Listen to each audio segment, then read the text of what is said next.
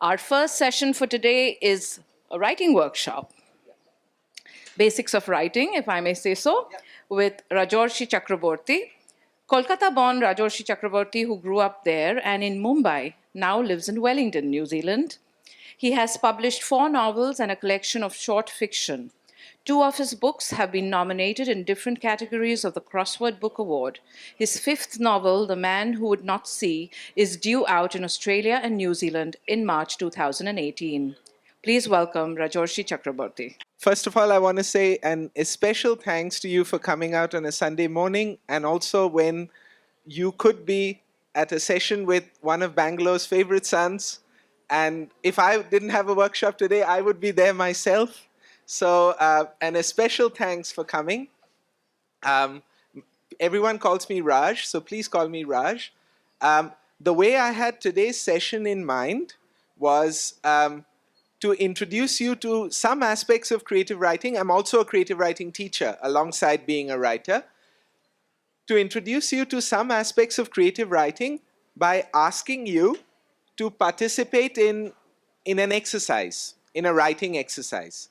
So, the first unusual thing I will ask you to do is not to switch off your phones, but to take out your phones, because today we're going to use your phones as a writing pad.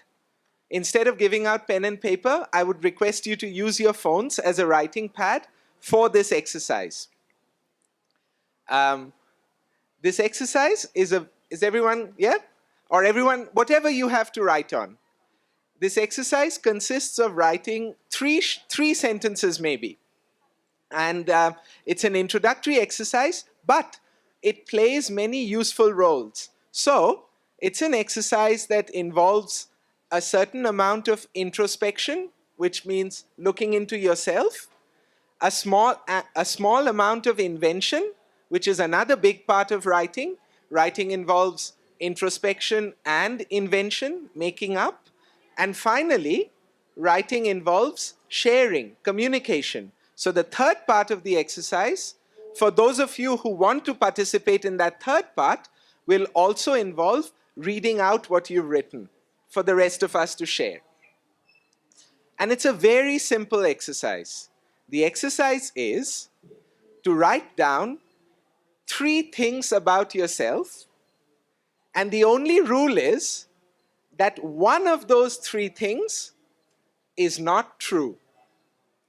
2 of the things are true, which means looking into yourself and bringing out 2 things you would like to share, but the third thing is not true. It's made up. And for those of you afterwards, we'll take about 5 minutes to write. And for those of you afterwards who want to take the microphone and share the 3 things, you read them out, and the rest of us will try to guess which detail is made up. Okay? So in your sharing, you try to hide which one is made up, and we will try to guess. Yeah? Okay, so let me just see the time. And let's take 5 minutes to write down 3 things about ourselves, one of which is made up.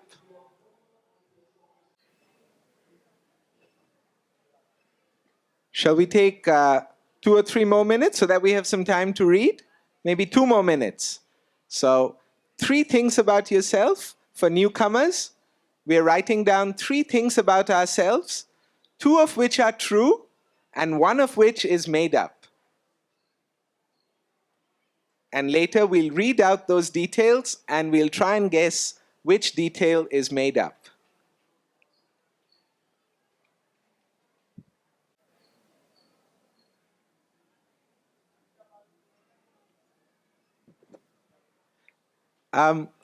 It's not, and one thing I should say is that it's not easy. You know, I wrote down 3 things because I've done this exercise before. It's not easy because there are so many things that go into which details to choose, you know, and which is influenced by what you want to share, how you want to present yourself, the environment, this particular setting in which you're sharing these things, but what it is hopefully giving you a taste of. Some of you may already be writers. But for those of you who are trying out creative writing for the first time, what it hopefully is giving you a taste of are the choices we make as writers. What to show, how to show it, and what are the words we use to show what we want to show. So the relationship between the truth of what we want to show and the words that we use to show it. So, are there enough people who are ready? Yeah? Okay, then will you please put up your hands and Amrita will take the mic. And thank you so much for sharing.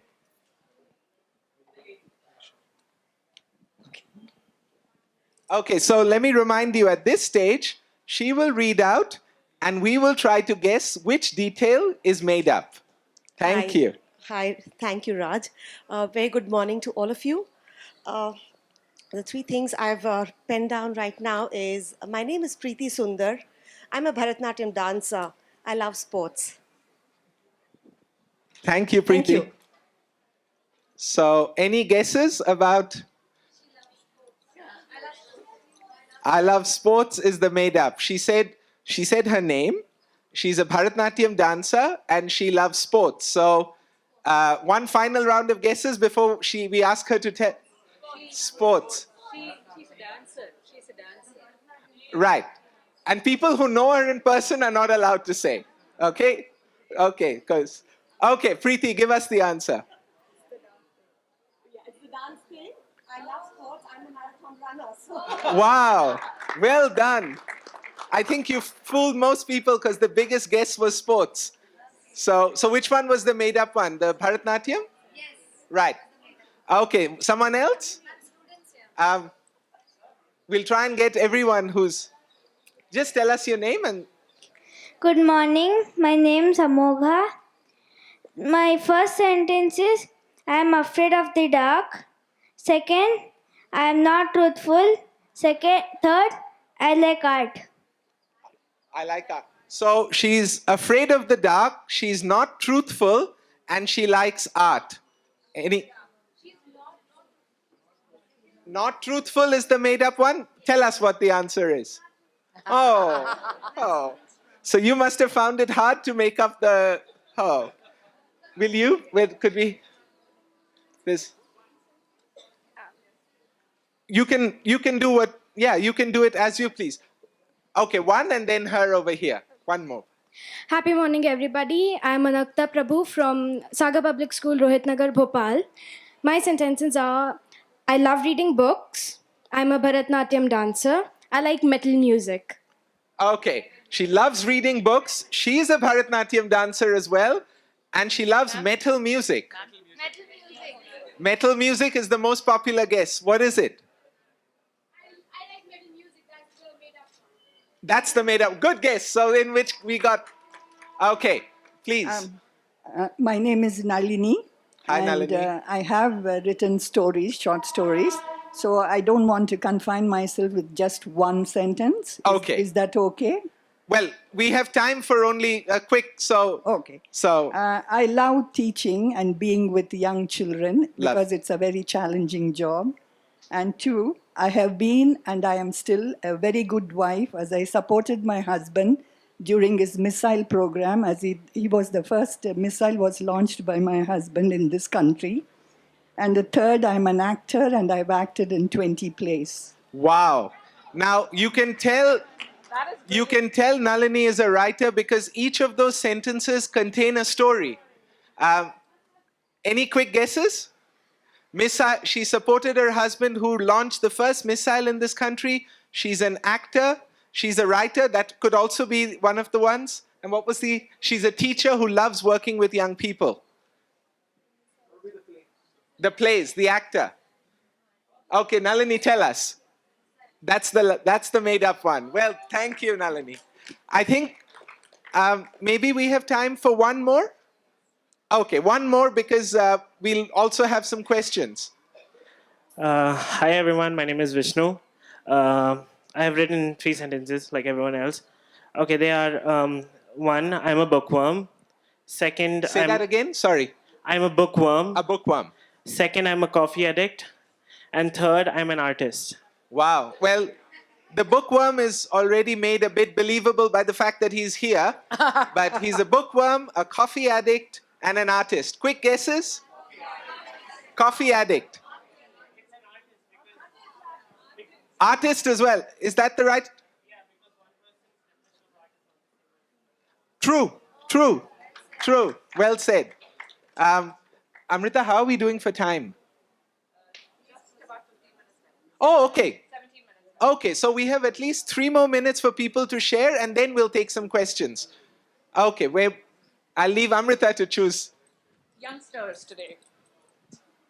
Thank you for participating, youngsters. Thank you. Please. I'm a little nervous. Is that your first one? Is that your first sentence? No, I'm Oh. sorry. I have a flexible personality. I'm a storyteller and an author. And I'm a loyal person.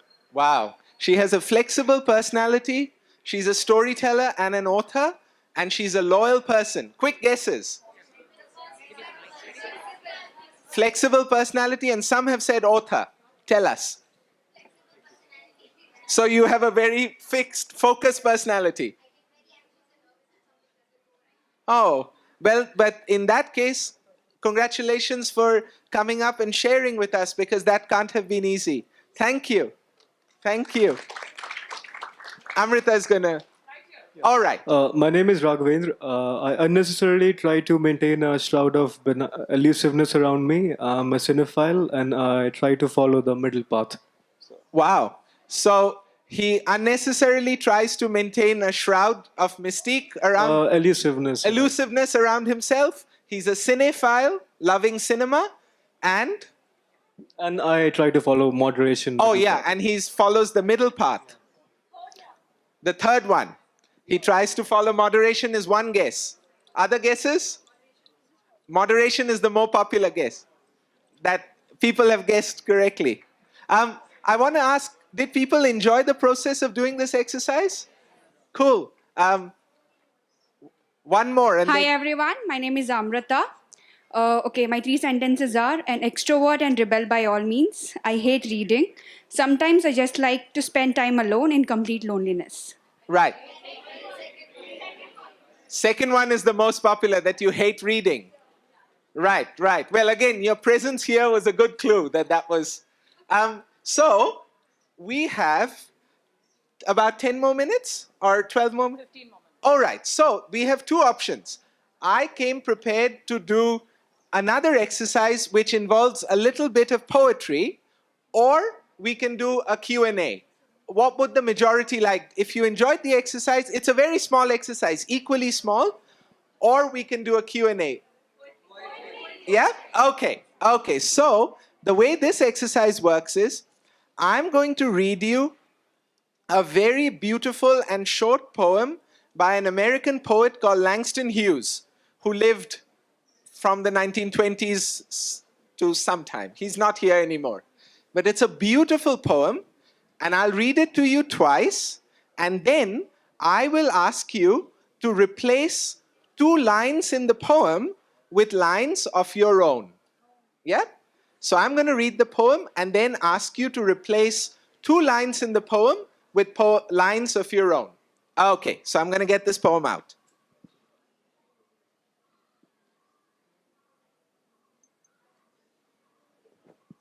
And I should say that for those of you who wanted to ask questions, I'll be here right after the session and for the rest of the day. So please find me and approach me, and I'd love to chat with you and answer anything that you might want to ask. So you won't miss out on the chance to ask questions. About Langston Hughes? Oh, well, come and talk to me afterwards. Okay, so here's the poem, okay? The poem is called Dreams. And it goes, hold fast to dreams, for if dreams die, life is a broken-winged bird that cannot fly. Hold fast to dreams, for when dreams go, life is a barren field frozen with snow. I'll read it once more. Hold fast to dreams, for if dreams die, life is a broken-winged bird that cannot fly. Hold fast to dreams, for when dreams go, life is a barren field frozen with snow. So, the game is, once again, or the exercise, once again, use your phones, and these are the lines of the poem that we are going to keep. They will stay. Hold fast to dreams, for if dreams die. And you come up with the next line. Yeah? Hold fast to dreams, for if dreams die, you come up with the next line. And then, hold fast to dreams, for when dreams go. And again, you come up with the next line. Yeah? Is that clear? Okay. Hold fast. Sure. Hold fast to dreams, for if dreams die, what happens? How does it feel? You come up with a line. And hold fast to dreams, for when dreams go. Once again, what happens when dreams go? You come up with a line looking into your own experiences of a crushed dream or a lost dream and trying to express that in one line. Thank you. Let's take 2 or 3 minutes, maybe 3 minutes.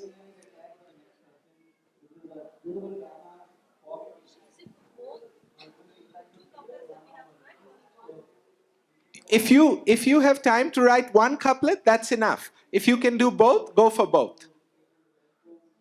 Hold fast to dreams, for if dreams die, and then space for your line. Hold fast to dreams, for when dreams go, space for your line. We'll take 1 more minute, just so that we have time for a few people to share.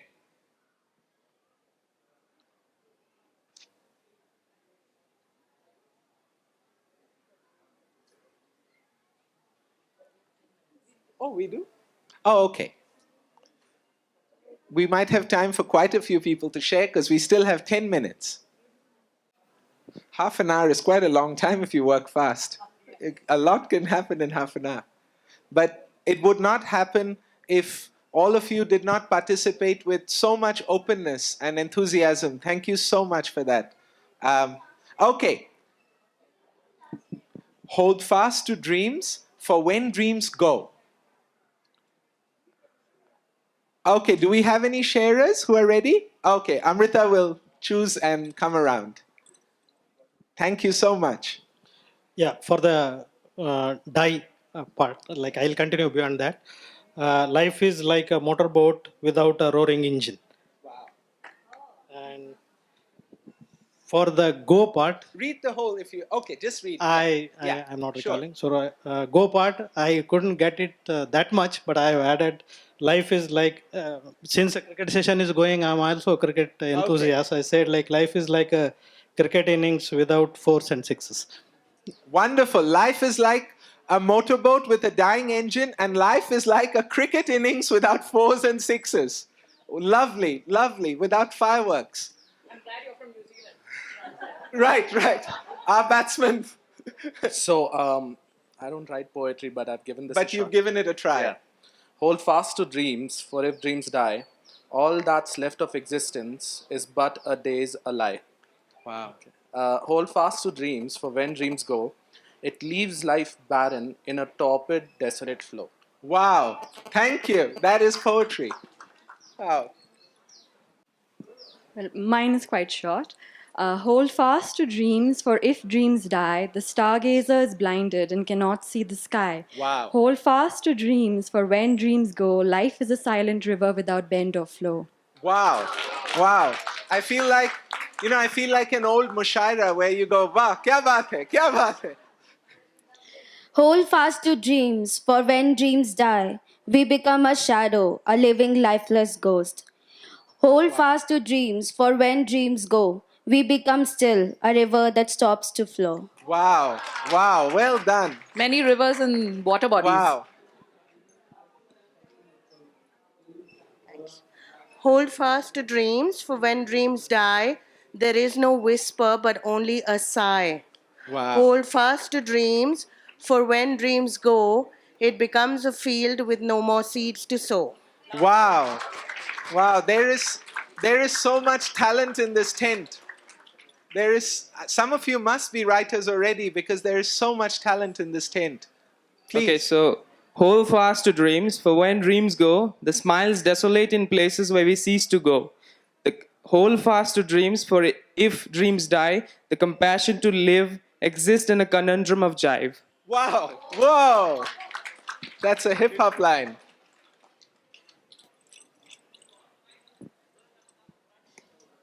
It's very simple. Hold fast to dreams, for if dreams die, you feel all your life is a lie.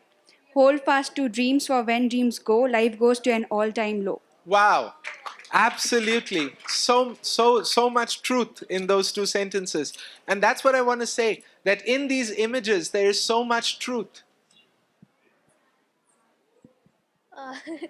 Both of you have a turn. After her, you. Hold fast to dreams, for if dreams die, colorless land will be life. Hold fast to dreams, for when dreams go, the need for existence won't grow. Wow. Wow.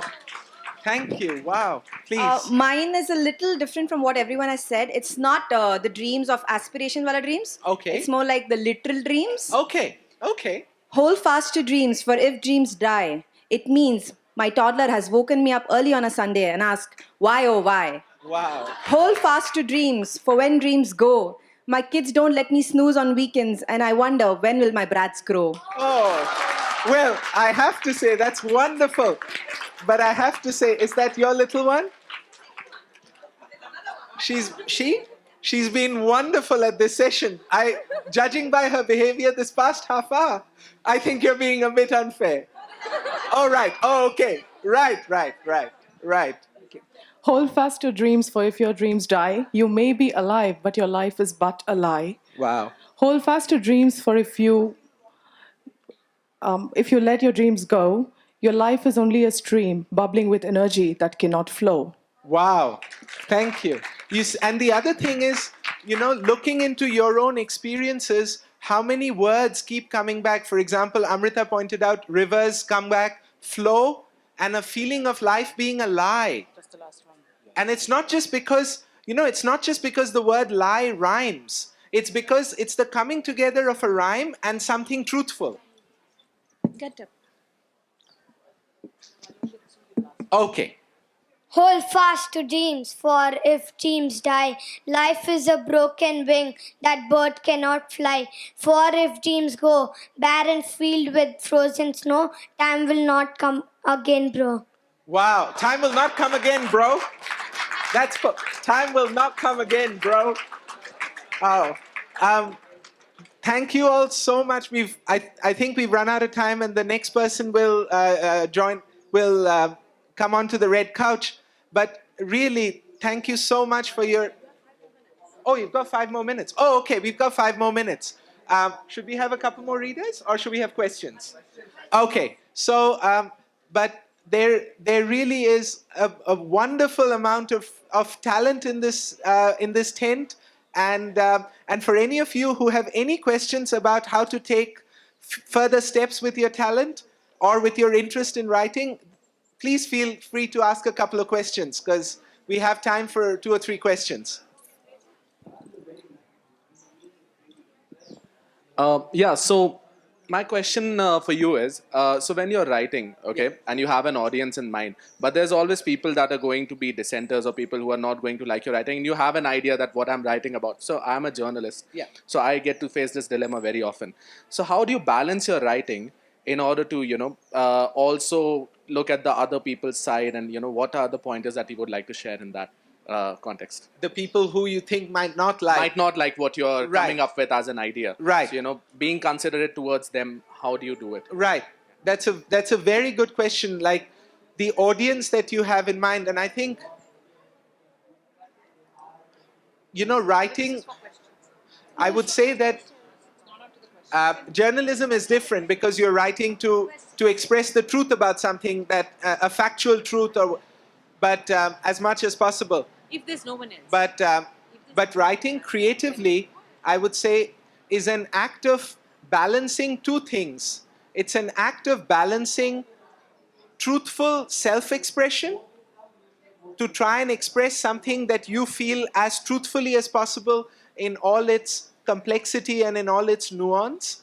But it's also at the same time an act of communication. So it's an act of expression and an act of communication. And when we communicate, even if we are writing alone in a room, we always have this reader in mind.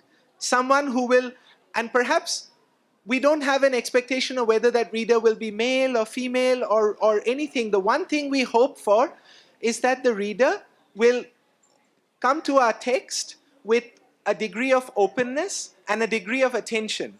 They will give us a chance. But I think finally, so you're trying to balance expression and communication. I think you're trying to, what for me is, I'm trying to express something with as much truthfulness and complexity as I'm capable of, but also always writing with the hope of holding that reader's attention. I feel very grateful that someone is going to give me some time and some attention. And the one thing I owe them is I have to make that time worthy of you. But in doing so, like, my story has to hold your interest. That is my responsibility. But in doing so, I might challenge some of your previously held ideas about certain things. But that's okay, because your part of the deal as the reader is to come to the text with some openness towards something new that may be introduced. So I think that is the unspoken contract between writer and reader. The writer says, I will try and give you something worthy of your attention. And the reader says, I will give you my attention, but you can challenge me as well, so that I can discover something new through reading this. And that is the unspoken contract.